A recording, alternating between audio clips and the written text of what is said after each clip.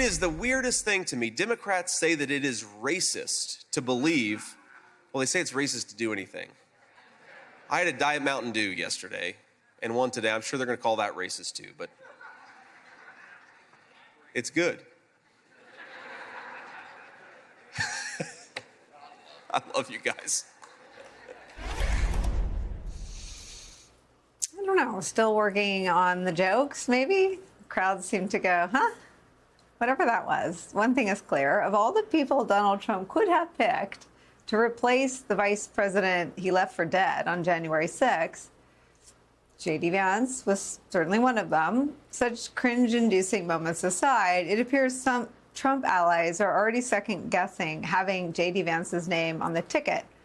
Our friend at The Atlantic, Tim Alberta, reported as much, adding the people he spoke to acknowledged the selection was, quote, born of cockiness, meant to run up margins with the base in a blowout. But things are very different since Sunday afternoon at 1:46 p.m. Clearly, Trump built a campaign designed to beat President Joe Biden, but it is Vice President Kamala Harris assembling her team now. NBC News cites two sources familiar with the effort in reporting the Harris campaign has requested vetting materials from 5 possible running mates for their teams. That's North Carolina Governor Roy Cooper, Pennsylvania Governor Josh Shapiro, Senator Mark Kelly of Arizona, Michigan Governor Gretchen Whitmer, and Minnesota Governor Tim Walz. There appear to be a number of other names under consideration as well, all of whom illustrate the difference between the two campaigns. Listen, Donald Trump brings chaos to everything he does. Think about it. I was Attorney General when he was president before. I spent more time with my team in court trying to protect people's rights because Donald Trump was trying to rip them away. J.D. Vance is a phony. He's fake. I mean, he first says that Donald Trump is like Hitler, and now he's acting like he's Lincoln. I mean, the problem with J.D. Vance is he has no conviction, but I guess his running mate has 34. If you want a nominee who can put Donald Trump's destruction of Roe v. Wade at center stage, if you want a nominee who actually prosecuted criminals like Donald Trump, and if you want a nominee who can put Trump's age and fitness into forefront, Kamala Harris is the person. Joining our conversation, editor for The Plain Dealer and Cleveland.com, Chris Quinn is back, who early on stressed the importance of calling out the lies Donald Trump and his allies tell. Kim is still with us. Chris, take me inside how you have covered and how you think the events of the last 48 hours have been received among your readers.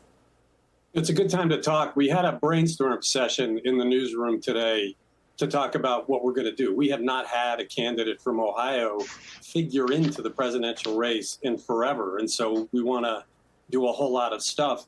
And the themes that emerge are so much about who is he? I remember in 2016, after his book, Hillbilly Elegy, came out, all of the business community in Cleveland thought he would be the future centrist Republican of Ohio. And they had a big event, packed, where he did a panel discussion, talked about what he would do, and he was not the hateful, invective-spewing guy. He looked out and he saw about 20 black people in the audience. He goes, you know, our story is the same. My story is your story. He was embracing them. There was none of the confrontational stuff, and people were excited that he could be the future. What happened in 2020, it just turned upside down. He became this invective-spewing guy that nobody recognizes. So who is he? Is this his evolution because he's a young guy and the more he learns, he becomes this? Or is it rank opportunism where he's trying to do it? The best example is abortion. Just a few months ago, dead set against abortion. Now he supports the abortion bill. How do you make that leap? Is that him representing what Ohioans want, which they demonstrated at the ballot box last year? Or is it to get the fealty of Donald Trump? And I don't know the answer. You know, Chris, you raise a good point. I mean, he's from your state, and so understanding who he is of utmost importance, even more than the horse race and up and down and whether he helps or hurts the ticket. It's a good reminder for all of us, and admonition is how I take it. And I know you didn't mean it that way. But it gets at perhaps the most politically damaging part of the story for him. I mean, I have hosted this show for feels like 99 years. I think it's about 8. And I've spoken to a lot of people with a lot of concerns that Donald Trump is corrupt and extrajudicial and has broken a lot of laws. They've never described him as harshly as J.D. Vance did, as America's Hitler, as cultural heroin. He flat out said he believed Donald Trump's accusers of sexual assault and sexual misconduct. A person who found Donald Trump more odious, if they existed, they haven't appeared on my show, which is 2 hours long, and I've been doing this 5 days a week for 8 years.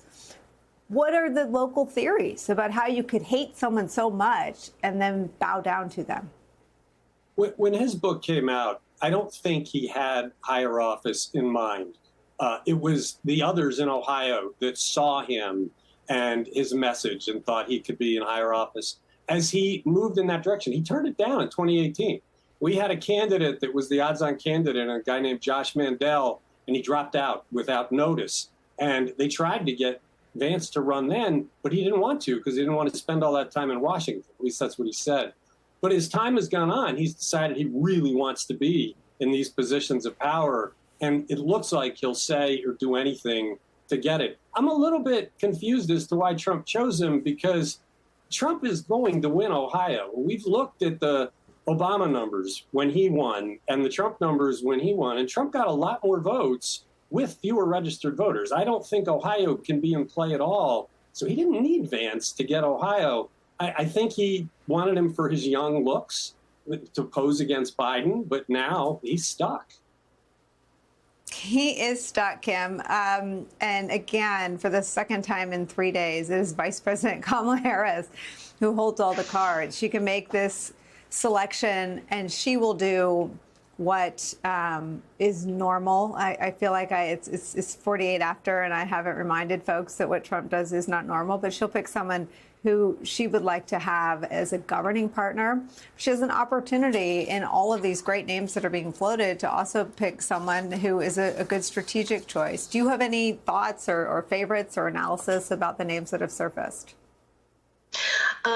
I think that they are all, I think Democrats are lucky that they have a very deep bench of folks who I think would make a very strong running mate choice. I think for Kamala Harris, one benefit she has is she's been vice president. She knows what the job is. So I think that more than anything will inform who she picks. Yes, the traditional things we think about, like what state you're from and how you build a coalition. I'm not saying that that's unimportant, but I think time has shown that that's perhaps less important than people think. I think she is trying to put together a team, and she knows what it takes to be a vice president as part of a successful administration, and that's going to be front of mind. As for Trump, my sense is he picked J.D. Vance because Trump is not a strategist. He doesn't care about winning Ohio. He has enough of an ego that he thinks he's going to win no matter who's next to him, right? He's thinking about Mike Pence and how even though Mike Pence spent 4 years, save one day, standing behind him, looking onto him lovingly, that one day that he defied him is still stuck in his craw. And he has seen the way that J.D. Vance has totally done an about-face or a two-face or whatever you want to call it, to go from that moderate Ohio author to somebody who is expresses more fealty to Trump than ever. And that's exactly what Trump was looking for in this. He may come to regret it, but that's how he got there.